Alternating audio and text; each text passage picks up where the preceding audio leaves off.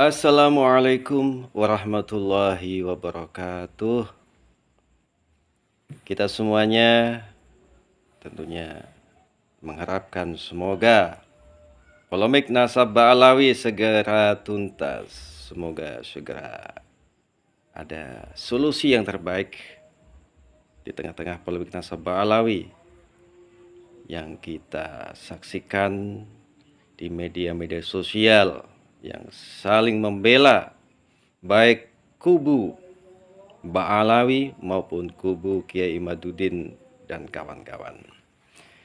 Berikut ini dari sudut pandang lain akan disampaikan ada apa nih sebetulnya polemik nasab Ba'alawi.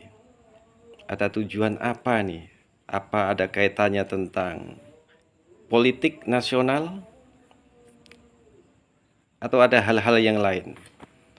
Atau murni memang betul-betul ini secara alami? Penelitian Kiai Imaduddin dalam meneliti nasab Ba'alawi. Berikut ini ada mantan pentolan, mantan juru bicara Front Pembela Islam FPI, juga mantan aktivis HAM. Beliau adalah Haji Munarman SH. Dari sudut pandang beliau tentang di tengah-tengah nasab Ba'alawi.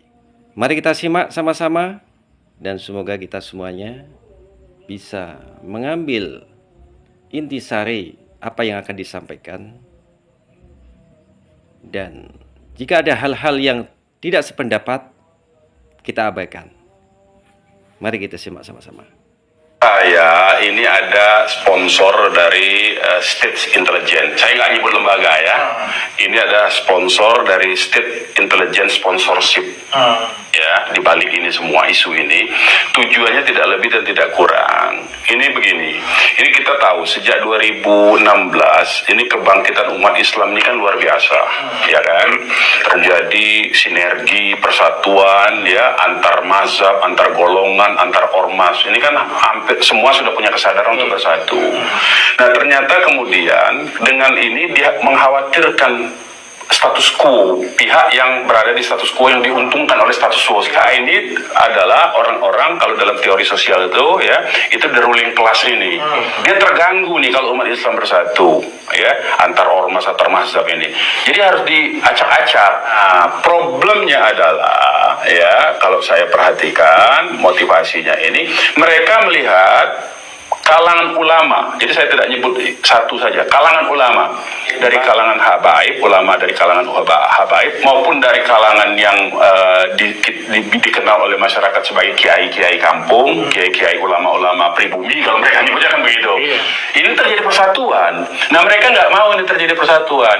Dia menonjol-nonjolkan isu-isu pribumi segala macam. Ini kan ada aspek-aspek yang disebut dengan secara ideologi ultranasionalisme atau cenderung kepada chauvinisme sebetulnya. Ini kan Hitler sebetulnya chauvinisme itu membanggakan kepribumiannya, keasliannya. Padahal kita ini semua sebetulnya makhluk alien sebetulnya. Ini kan makhluk keturunan Nabi Adam, yang Nabi Adam itu diturunkan kepada dari surga ke bumi. Ini kan karena dihukum. Ini ribut soal begini, ini kan sebetulnya dia buang-buang waktu aja nih orang-orang. Tapi balik lagi karena dia khawatir dengan kebersatuan antara ulama, bahkan PBNU juga ya sudah merespon isu ini bahwa tidak benar ini semua ya, merusak persatuan. Jadi dia curiga dari analisis intelijen ini menyatakan persatuan umat Islam ini dibangkitkan oleh kalangan habaib dan kalangan ulama. Sehingga ini harus dipecah belah. Nah, pakai pecah belahnya itu pakai apa? Ya pakai isu ini yang bisa efektif, karena isu-isu lain sudah pernah dicoba, gagal terus kan. Pakai kriminalisasi, gagal. Karena walaupun dihukum, di penjara, tetap umat mencintai ternyata, tetap diikuti. Tapi pakai isu ini diharapkan yang para muhibbin ini diharapkan tidak lagi percaya, tidak lagi mengikuti. Inilah dipakai. Itulah teori analisis intelijennya. Saya tidak sebut teori karena teori harus dibatalkan oleh teori juga.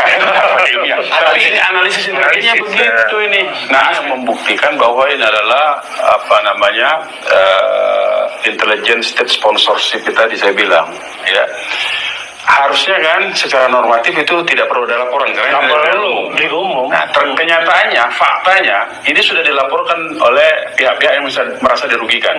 Tetapi justru ditolak laporan dari pihak yang merasa dirugikan. Jelas ini membuktikan bahwa ini ada sponsorship dari state sponsorship nih untuk melindungi orang-orang yang mengemukakan secara tulisan tadi dan membuat propaganda baik itu dengan ucapan lisan, dengan alat-alat elektronik, kemudian dengan isu DNA, haplogrup itu. Ini semua operasi intelijen menurut saya.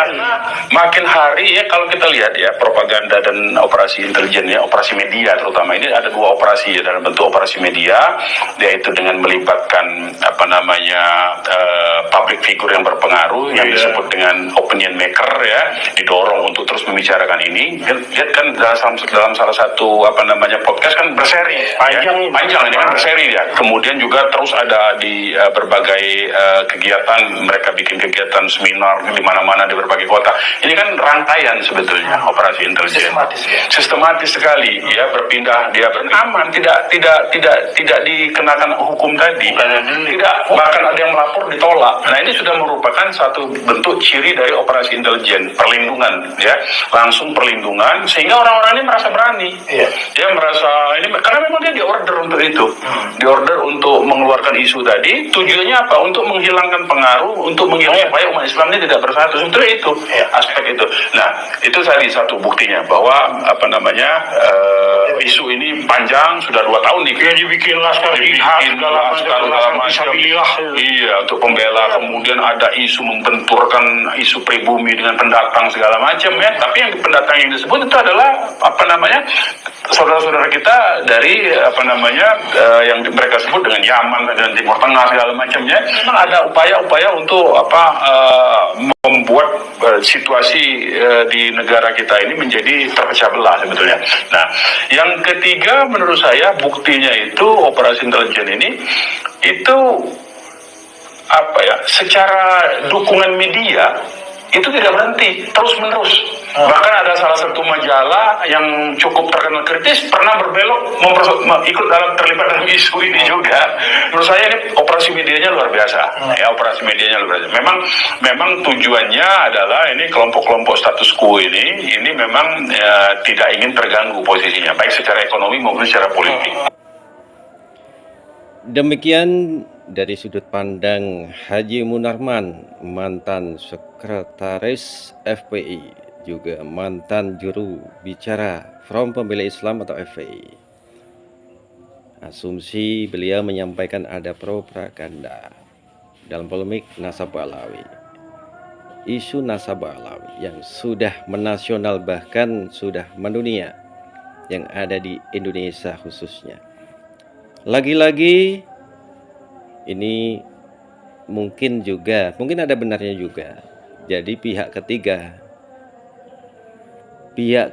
artinya di luar dari klan Ba'alawi maupun Kiai Madudin CS menumpangi isu yang bisa membuat umat Islam berpecah belah.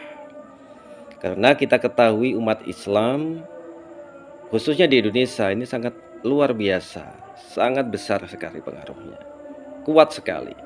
Dan bagaimana untuk melawan umat Islam yang besar ini khususnya di Indonesia, ya dengan isu-isu semacam ini. Jadi dan ini terbukti memang antara kita umat Islam para netizen ya, kalau kita aktif di medsos, saling menyerang, saling membela, cinta buta, membabi buta, membela mati-matian yang diidolakan, membela dengan argumen-argumen sebisanya demi yang diidolakan. Bisa juga, masuk akal juga ini statement dari Haji Munarman Esya. Terlepas dari itu semuanya, kembali tak bosan-bosan saya mengingatkan buat kita sebagai umat Islam yang mayoritas di Indonesia ini, jangan sampai asumsi yang disampaikan Haji Munarman ini tidak benar, tidak terjadi. Artinya umat Islam tetap bersatu, kokoh kuat di bumi pertiwi NKRI, Negara Kesatuan Republik Indonesia. Agar ke depan umat Islam dengan adanya polemik nasabah alawi ini semakin dewasa. Artinya memang setiap permasalahan pasti ada. Selagi kita masih hidup di dunia, masalah kehidupan apapun, tentang sosial, kemasyarakatan, tentang keagamaan, pasti selalu ada yang bisa cenderung menjadikan percikan polemik di tengah-tengah kita. Kita harus dewasa menghadapi itu semuanya. Jangan sampai terjadi hal-hal yang tidak kita inginkan. Jangan sampai kita diadu domba. Jangan sampai kita terpecah belah. Semoga aja apa yang disampaikan oleh Haji Munarman Esya ini tidak benar. Wallahu a'lam. Wa'afu minkum. Wassalamualaikum warahmatullahi wabarakatuh.